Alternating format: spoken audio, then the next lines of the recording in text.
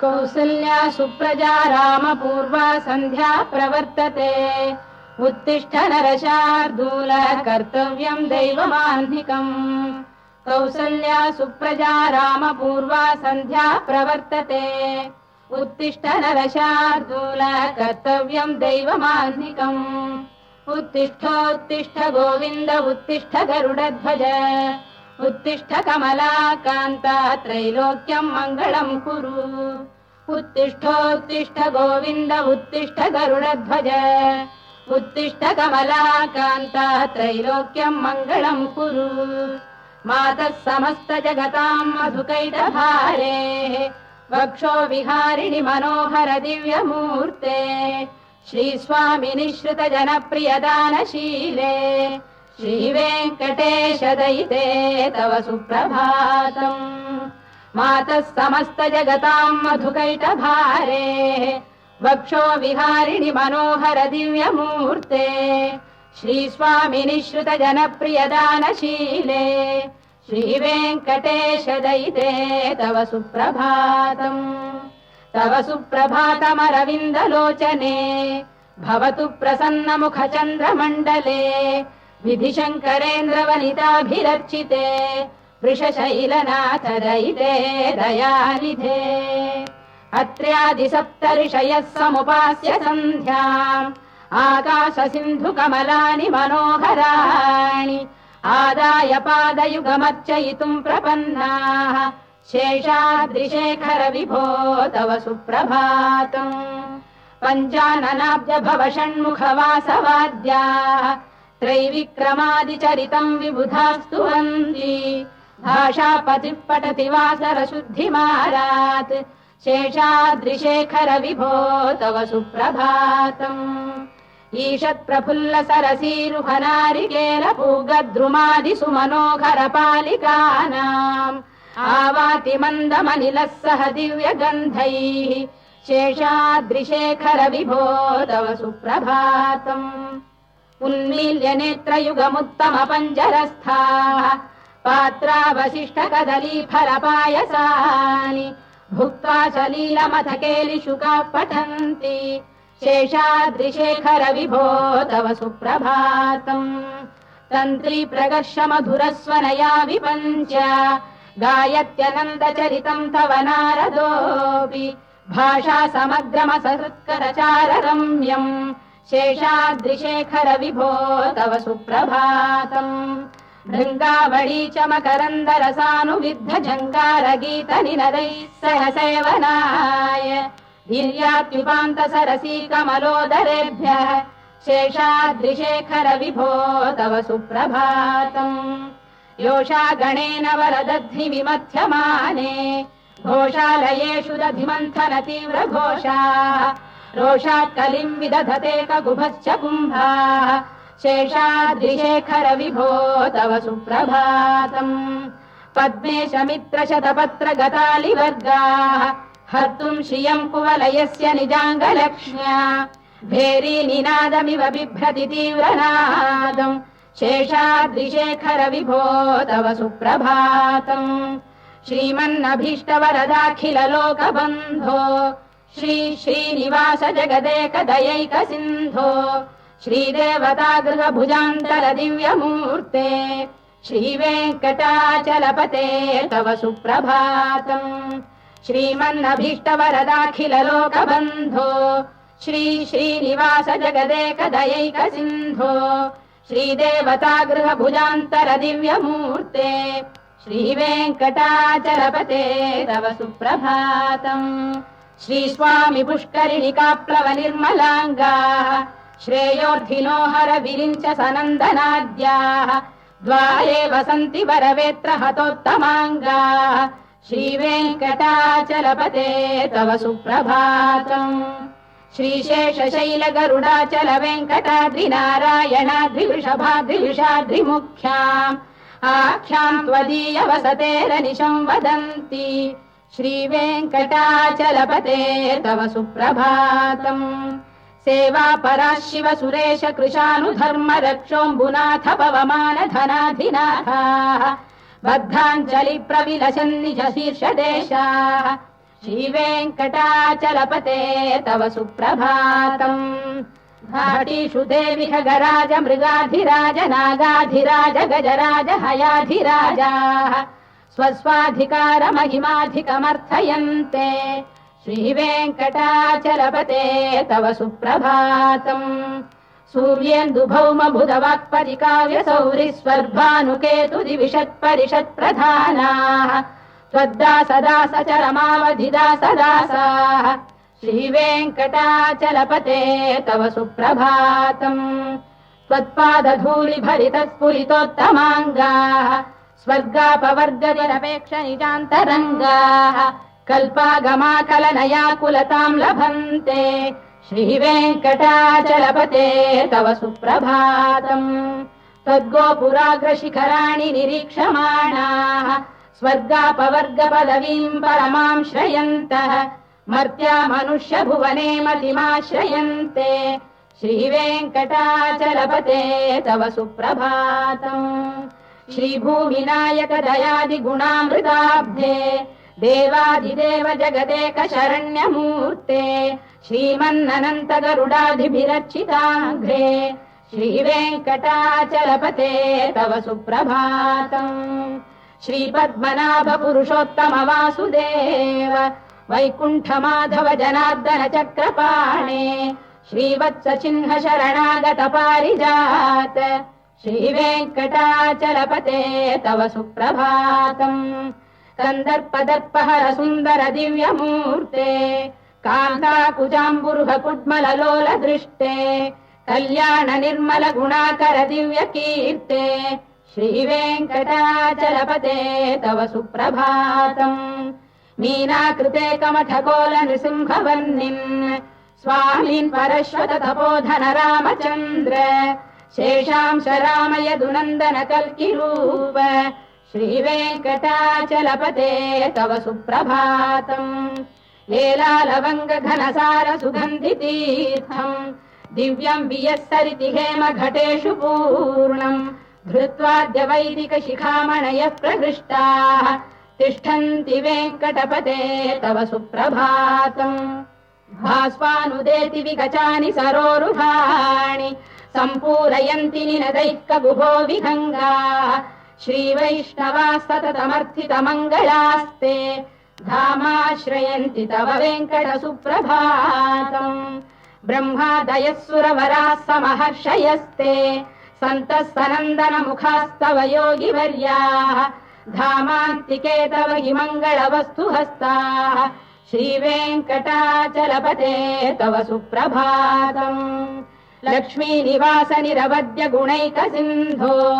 संसार सागर समुत्तरणैक सेतो वेदान्त वेद्य निज वैभव भक्त भोग्य श्रीवेङ्कटाचलपते तव सुप्रभातम् लक्ष्मीनिवास निरवद्य गुणैक सिन्धो संसार सागर समुत्तरणैक सेतो वेदान्त वेद्य निज वैभव भक्त भोग्य श्रीवेङ्कटाचलपते तव सुप्रभातम् इत्थम् वृषाचलपतेरिह सुप्रभातम् ये मानवाः प्रतिदिनम् पठितुम् प्रवृत्ताः तेषाम् प्रभात समये स्मृतिरङ्गभाजाम् प्रज्ञाम् परार्थसुलभाम् परमाम् प्रसूते इत्थम् वृषाचलपतेरिह सुप्रभातम् ये मानवाः प्रतिदिनम् पठितुम् प्रवृत्ताः तेषाम् प्रभात समये स्मृतिरङ्गभाजाम् प्रज्ञाम् परार्थसुलभाम् परमाम् प्रसूते कमलाकुचूचुक कुङ्कुमतो नियतारुणितातुलनीलतनो कमलायतलोचन लोकपते विजयी भव वेङ्कटशैलपते कमलाकुचूचुक कुङ्कुमतो नियतारुणितातुलनीलतनो कमलायतलोचन लोकपते विजयी भव वेङ्कटशैलपते सचतुर्मुख षण्मुख पञ्चमुख प्रमुखाखिल दैवत मौलिमणे शरणागत वत्सल सारनिधे परिपालय माम् वृषशैलपते अतिवेलतया तव दुर्विषहैरनुवेलकृतैरपराधशतैः भरितम् त्वरितम् वृषशैलपते परया कृपया परिपाहि हरे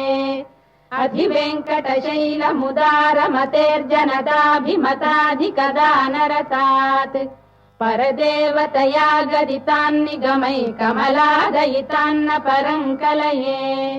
कलवेणुरवावशगोपवधू शतकोटिवृता स्मरकोटिसमात् प्रतिवल्लविकाभिमताः सुखदात् वसुदेवसुतान्न परम् कलये अभिराम गुणाकरदाशरथे जगदेकधनुर्धर धीरमते रघुनायक राम रमेश विभो वरदो भवदेव दया जलधे अवनीतनया कमनीयकरम् रजनीकर चारुमुखाम्बुरुहम् रजनीचर राजतमो मिहिरम् महनीयमहम् रघुराममये सुमुखम् सुहृदम् सुलभम् सुखदम् स्वनुजम् च सुखाय ममोघशरम् अपहाय रघुद्वहमन्यमहम् न कथञ्चन कञ्चन जातु भजे विना वेङ्कटेशम् ननाथो ननाथ सदा वेङ्कटेशम् स्मरामि स्मरामि हरे वेङ्कटेश प्रसीद प्रसीद प्रियम् वेङ्कटेश प्रयच्छ प्रयच्छ विना वेङ्कटेशम् ननाथो ननाथ सदा वेङ्कटेशम् स्मरामि स्मरामि हरे वेङ्कटेश प्रसीद प्रसीद प्रियम् वेङ्कटेश प्रयच्छ प्रयच्छ अहम् दूरतस्ते पदाम्भोजयुग्म प्रणामेक्षयागत्य सेवाम् करोमि सकृत्सेवया नित्यसेवा फलम् त्वम् प्रयच्छ प्रयच्छ प्रभो वेङ्कटेश अज्ञानिना मया दोषानशेषान् विहितान् हरे क्षमस्वत्वम् शेषशैलशिखामणे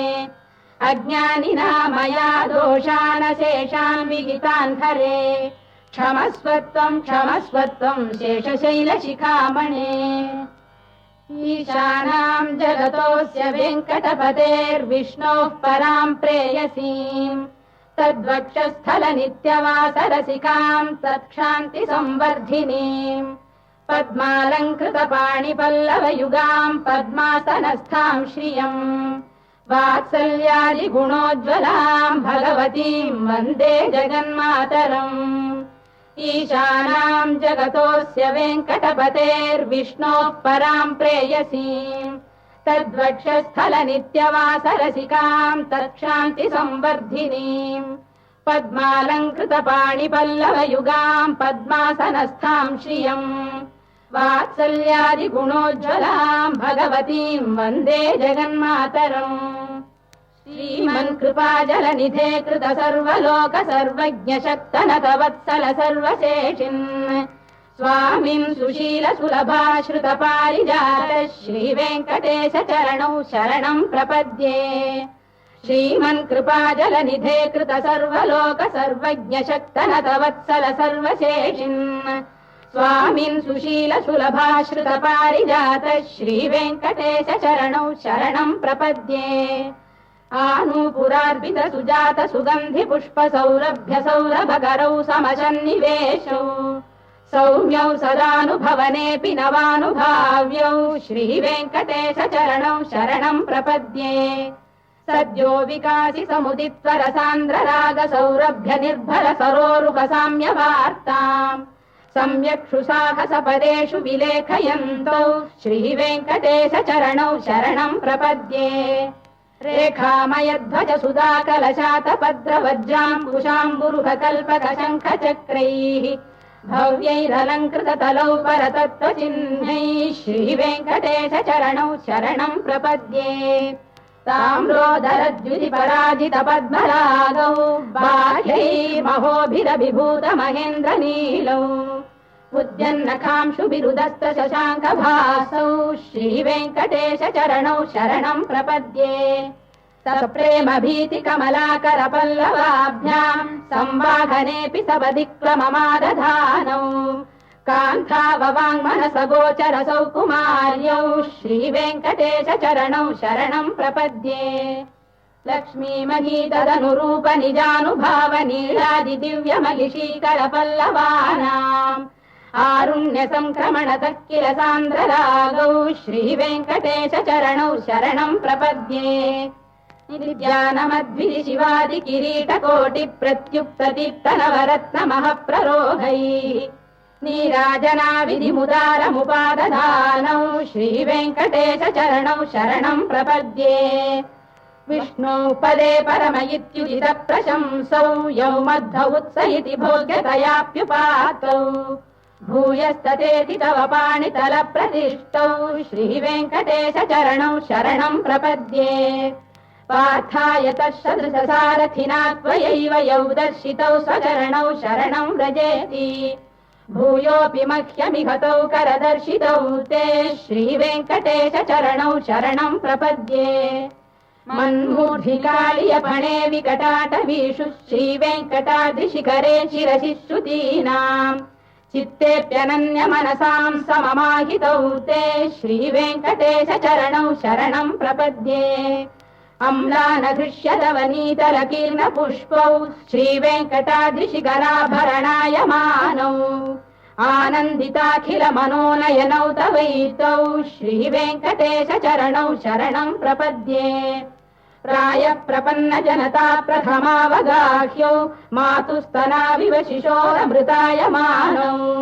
प्राप्तौ परस्पर तुलामतुलान्तरौ ते श्रीवेङ्कटेश चरणौ शरणं प्रपद्ये सत्त्वोत्तरैः सतत सेव्य पदाम्बुजेन संसारतारकदयार्द्रदृगञ्चलेन सौम्योपयन्तृमुनिना मम दर्शितौ ते श्रीवेङ्कटेश चरणौ शरणं प्रपद्ये सत्त्वोत्तरैः सतत सेव्य पदाम्बुजेन संसारतारकदयार्द्रदृगञ्चलेन सौम्योपयन्तृमुनिना मम दर्शितौ ते श्रीवेङ्कटेश चरणौ शरणं प्रपद्ये श्रीशश्रिया घटिकया त्वदुपाय भावे प्राप्ये त्वयि स्वयमुपेय दया स्फुरन्त्या नित्याश्रिताय निरवद्य गुणाय तुभ्यं स्यां किङ्करो वृषगिरीश न जातु मह्यम् श्रीशश्रिया घटिकया त्वदुपाय भावे प्राप्ये त्वयि स्वयमुपेय दया स्फुरन्त्या नित्याश्रिताय निरवद्य गुणाय तुभ्यं स्यां किङ्करो वृषगिरीश न जातु मह्यम् श्रियकान्ताय कल्याणनिधये निधयेऽर्थिनाम् श्रीवेङ्कटनिवासाय श्रीनिवासाय मङ्गलम् श्रियकान्ताय कल्याणनिधये निधयेऽर्थिनाम् श्रीवेङ्कटनिवासाय श्रीनिवासाय मङ्गलम् लक्ष्मी सविभ्रमालोक शुभ्रू विभ्रम चक्षुषे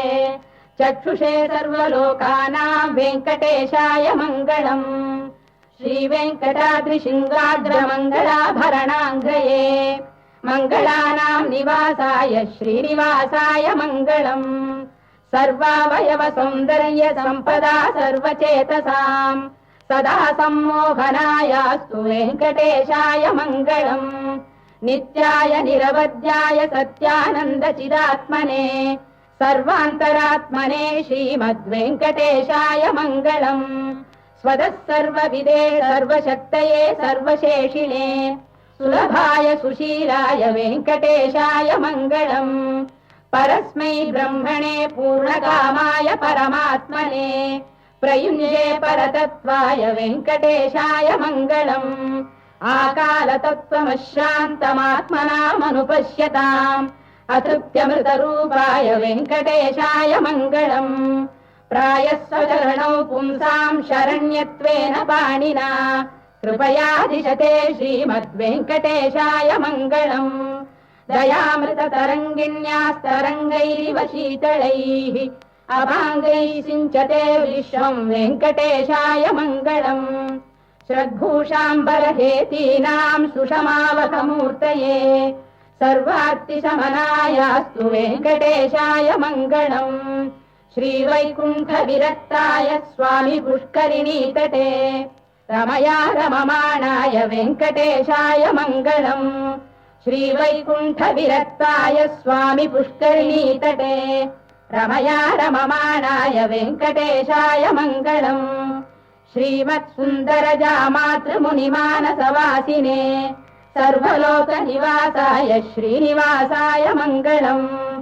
मङ्गलाशासनपरैर्मदाचार्य पुरोगमैः सर्वैश्च पूर्वैराचार्यैः सत्कृतायास्तु मङ्गलम्।